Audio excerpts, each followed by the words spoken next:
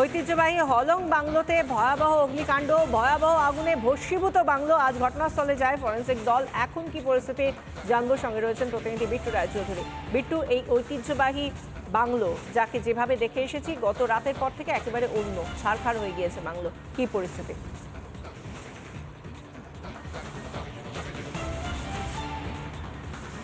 এই মুহূর্তে কিছুক্ষণ আগে আমরা দেখতে পেলাম যারা ফরেস্ট অফিসার রয়েছেন, জেলা পুলিশ আধিকারিক, পাশাপাশি ওসি মাদারিহাট এবং দমকলের আধিকারিকরা তারা কিছুক্ষণ আগে বেরিয়ে গেলেন। আমরা যেটা ভেতর থেকে খবর পাচ্ছি, গোটা যে হলং বাংলোর এই মুহূর্তে ভস্মীভূত হয়ে গিয়েছে তার চারিদিকটা সবুজ বস্তা দিয়ে ঘিরে ফেলা হয়েছে, কারণ তদন্ত চলছে এবং তদন্ত প্রক্রিয়ার যেই গতিবিধি সেটা যাতে বাইরের মানুষরা দেখতে পারেন তার জন্য ইতিমধ্যে গোটা চত্বরটা ঘিরে ফেলা হয়েছে।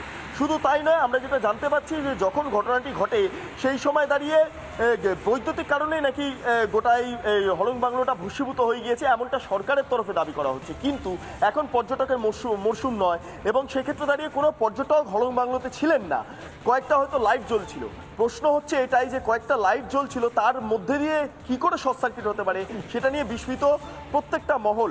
ইতিমধ্যে বিরোধীদের তরফে যে অভিযোগটা করা হচ্ছে যে এটা মূলত জমি মাফিয়া সংক্রান্ত বিষয়, সেই কারণে এটা অন্তর্ঘাত রয়েছে, কিন্তু পাল্টা তৃণমূলের তরফে অন্যান্য দাবি করা হচ্ছে, তাদের তরফে বক্তব্য যে বিরোধীরা কুৎসা রটনা করছে বিরোধী রাজনীতি করতে গিয়ে। কিছুক্ষণ আগে পাবলিক অ্যাকাউন্টস কমিটির চেয়ারম্যান সুমন কাঞ্জিলাল এসেছিলেন এবং তিনিও গোটা বিষয়টা খতিয়ে দেখেছেন।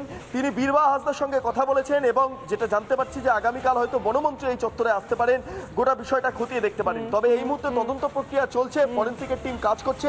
এখন দেখার বিষয় হলং রহস্য যেটা দানা বেঁধেছে তার সমাধান সূত্র কি করে বেরিয়ে আসে। বিশাখা, ধন্যবাদ বিট্টু।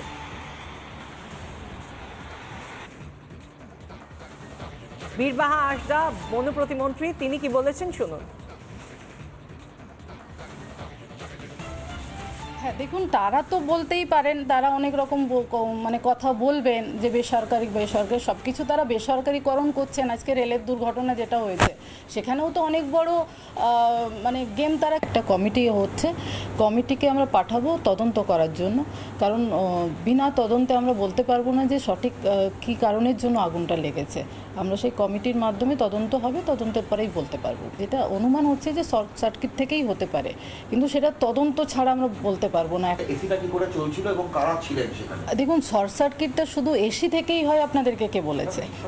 আপনারা যেটা বলছেন যে এসি চালানো হয়েছে সেটাই আপনারা জানলেন বা কী করে? আমাদের যেহেতু এখনও বলছি তদন্ত চলছে এবং তদন্ত চলবে, আমাদের একটা টিম কমিটি আমরা বানাচ্ছি, আমাদের অফিসারেরা যাবেন, তদন্ত হবে, সঠিক তথ্যটা আমরাও চাইছি বের করতে। রেলের এত বড় দুর্ঘটনা ঘটেছে, সেটা থেকে মানুষের চোখটাকে অন্যদিকে ঘোরানোর জন্য তারা রাজনীতিটা করছেন।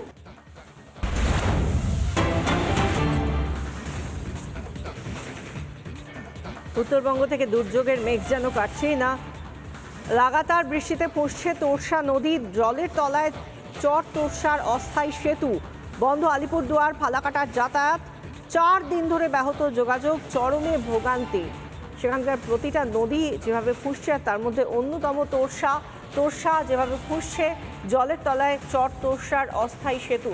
আমাদের সঙ্গে রয়েছেন সরাসরি আমাদের প্রতিনিধি সুদীপ। এই মুহূর্তে কি পরিস্থিতি? আমরা এতদিন ধরে লাগাতার দুর্যোগ দেখছি, দুর্যোগ কাটার কোনো সম্ভাবনা?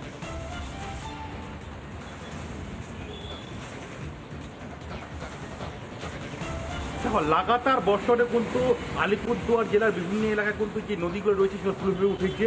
এবং যেটা জানতে পেরেছি আমরা যে চরতোরসা নদী কিন্তু যে অস্থায়ী সেতু রয়েছে আলিপুর থেকে ফালাকাটার মাঝে যে চরতোরসা নদী আছে সেখানে মাঝে অস্থায়ী সেতু, তার উপর দিয়ে কিন্তু জল বইছে। এবং গতকালকে আমরা দেখেছিলাম যে এলাকার যারা লোকরা আছে তারা পুরো সেতু স্থায়ী সেতু নির্মাণের দাবি তারা আন্দোলন করেছিল এবং দীর্ঘ 4 দিন দিয়ে কিন্তু প্রায় যান চলাচল বন্ধ। এবং আজকেও দেখা গিয়েছে যে জল বেড়েছে এবং সেতুগুলো জল যাচ্ছে। এছাড়া আমরা লক্ষ্য করেছি গেছে আজকে যে বাঁশরা নদীর জল কিন্তু সেন্ট্রাল দুয়ার চা বাগানে প্রবেশ করেছে। এখনও কিন্তু অবিরাম বৃষ্টি হয়ে যাচ্ছে, এখনও যে ঝিরিঝিরি বৃষ্টি হচ্ছে, সকাল থেকে বৃষ্টি হয়ে চলছে। এবং শুধু তাই নয়, কাল যেই নদীর জল লক্ষণ এখনো পর্যন্ত দেখা যাচ্ছে না। ধন্যবাদ সুদীপ।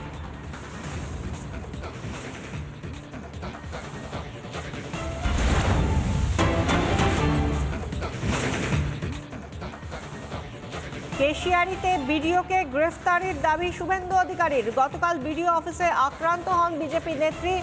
পঞ্চায়েত সমিতির বিরোধী নেত্রীকে মারধর করা হয়, তৃণমূলের বিরুদ্ধে অভিযোগ ওঠে। আজ তাকে হাসপাতালে দেখতে যান শুভেন্দু অধিকারী। এইরকম একজন নির্বাচিত প্রতিনিধি এবং মহিলা, নারী শক্তি,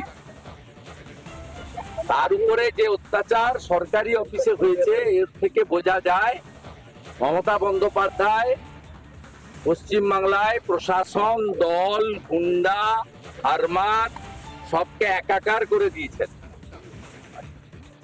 এবং আমি কেসিআরির বিডিওর প্রথম গ্রেপ্তার চাইব, কারণ তিনি না ডাকলে মৌমিতা সিনহা ওখানে যেতেন না। ডেবরায় বিজেপি কর্মীর মৃত্যু মামলা, সিসিটিভি ফুটেজ সংরক্ষণের নির্দেশ হাইকোর্টের। ডেবরা থানার দুদিনের সিসিটিভি ফুটেজ সংরক্ষণের নির্দেশ, মেদিনীপুর ও প্রেসিডেন্সির ফুটেজও সংরক্ষণের নির্দেশ। ময়না তদন্তের জন্য এসএসকেএমকে দল গঠনেরও নির্দেশ দেওয়া হয়েছে। 4 জুন ডেবরায় গ্রেফতার সঞ্জয় বেরা, গতকাল মৃত্যু হয় সঞ্জয় বেরার।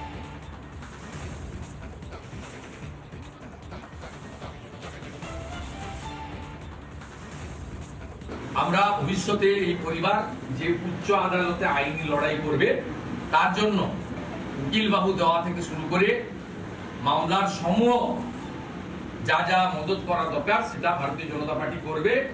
বিরোধী দলনেতা হিসেবে আমিও এই বিষয়টা দায়িত্ব নিচ্ছি এবং মনিটরিং করব। রক্ষকই আজ ভক্ষক, তাদের হাতে এইভাবে নৃশংসভাবে খুন হতে হলো। Custodial death. সঞ্জয় বেরার নামে বিগত দিনে কোনো অভিযোগ, কোনো একটাও কেস, তার কোনো রেকর্ড নেই। কারণ একজন এক্স সার্ভিসম্যান তার জীবনের 15 থেকে 20 বছর দেশের জন্য তিনি দিয়ে এসেছেন।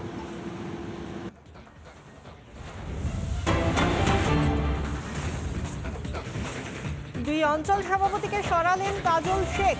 নানুর ও কীর্ণাহারে ভোটে খারাপ ফলের জের। কাজ করতে পারছিলেন না বলে দাবি কাজল শেখের। মুখ্যমন্ত্রীর নির্দেশ মেনে সরানো হয়েছে, মন্তব্য জেলা পরিষদের সভাধিপতির।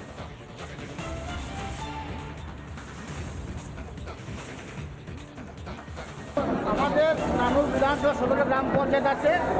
আমরা ব্লক কমিটি আলোচনা সাপেক্ষে আমাদের 2টো গ্রাম পঞ্চায়েত, টিকে 1, দাসকোগ্রাম 1 এবং কিন্নার 1, এই 2টো গ্রাম পঞ্চায়েত লিড দিতে পারেনি, পিছিয়ে আছে। সেই জন্য আপাতত ওই 2টো গ্রাম পঞ্চায়েতের যে কমিটি আছে সেই কমিটিকে অব্যাহতি দেওয়া হলো, কিন্তু সাসপেন্ড নয়, তাদেরকে দল থেকে একটু পিছিয়ে দেওয়া হলো। তাদের সঙ্গে নিয়ে অঞ্চলের প্রত্যেকটি বুথে বুথে আমরা যাব এবং বুথে কী জন্য আমরা পিছিয়েছি, কেন অঞ্চলের মানুষ ভোট দেয়নি, সেগুলো নিয়ে আমরা পর্যালোচনা করব। তারপর ওই 2টো অঞ্চলে অঞ্চল সভাপতি, অঞ্চল নেতৃত্ব ঠিক করা হবে। অবশ্যই, কারণ আমাদের যখন তারাপীঠে অভিষেক বন্দ্যোপাধ্যায় এসেছিলেন, তিনি নির্দেশ দিয়ে গেছেন যে যে কোনো মিউনিসিপ্যালিটিতে যদি সদস্য যারা আছে